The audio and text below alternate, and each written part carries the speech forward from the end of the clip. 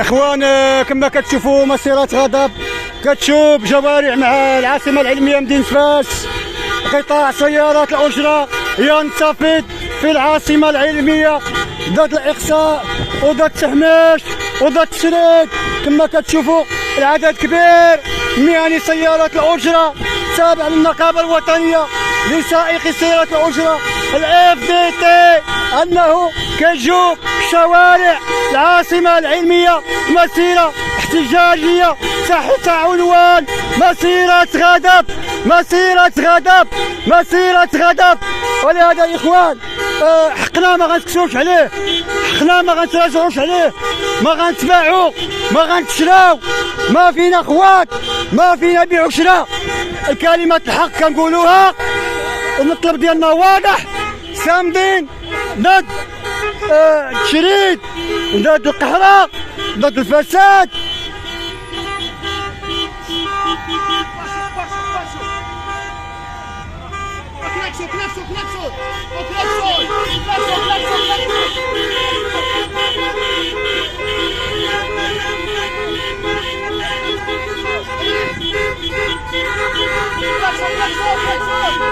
عدد كبير من سائق سيارات الأجرة مسيرة غضب في العاصمة العلمية.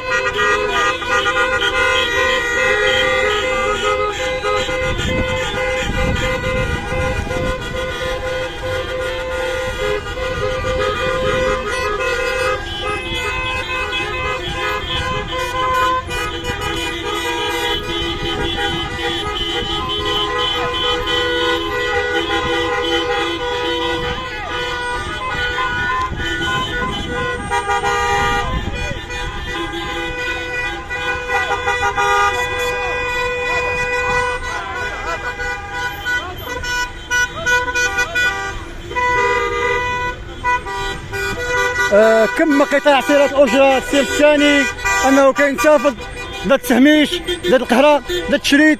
بطبيعة الحال عندنا مجموعة ديال المشاكل اللي هي على المستوى الوطني المستوى الجهوي المستوى المحلي.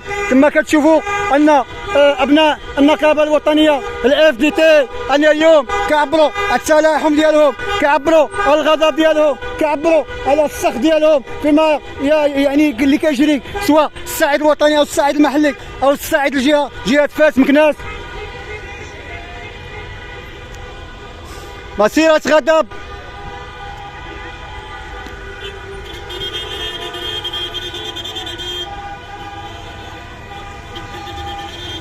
هلا بدر بدر بدر بدر